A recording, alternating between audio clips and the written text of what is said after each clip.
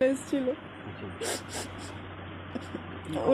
উনি বললেন কি ওই পাকিস্তানের লোক কিডন্যাপ করেছে ওনাকে, অন ডিউটি অ্যারেস্ট করে নিয়েছেন, অন ডিউটিতে ছিলেন উনি।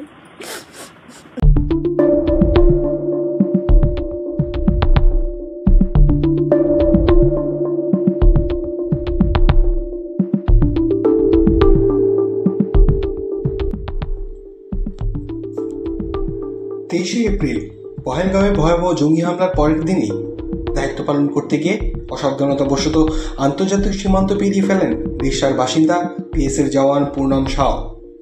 সে থেকে নিখোঁজ ছিলেন তিনি। কোথায় আছেন, কেমন আছেন, কেউ কিছু জানত না। পাকিস্তানে ধরা পড়ার পর খবর ছড়িয়ে পড়তে উদ্বেগে ভেঙে পড়েন তার পরিবার। স্ত্রী রাজনী স্বামীকে ফিরিয়ে আনার আশায় পৌঁছে যান পাঠানকোটে। এদিকে ভারত বহুবার অনুরোধ সত্ত্বেও পাকিস্তানের প্রথমে সাড়া দেওয়া হয়নি, এমনকি আলোচনাতেও বুঝতে রাজি হয়নি পাকিস্তান। তবে ৩রা মে পাকিস্তানের এক রেঞ্জার্স জওয়ান ভারতের হাতে ধরা পড়ার পর পরিস্থিতি বদলাতে শুরু করে। ৭ই মে ভারত চালু করে অপারেশন সিঁদুর। তখন থেকেই আশঙ্কা বাড়ে পূর্ণমের খোঁজ নিয়ে। এই টানাপোড়েনের মধ্যে ভারত ও পাকিস্তানের মধ্যে সংঘর্ষ বিরতি চুক্তি হয়। আর ঠিক সেই সময়ে বাংলার মাটি থেকে কেন্দ্রীয় প্রতিমন্ত্রী সতীশ দুবে বলেছিলেন, পূর্ণমকে ফিরিয়ে আনা হবে, এটা আমাদের অঙ্গীকার। সে কথা মতোই আজ অবশেষে ৩ সপ্তাহ পর পূর্ণমকে ভারতের হাতে তুলে দিল পাক রেঞ্জার্স। বিএসএফ প্রকাশ করলো তার ছবি, মুখে ক্লান্তি কিন্তু চোখে দেশ ফেরার আনন্দ। এক অভিনন্দন মুহূর্ত।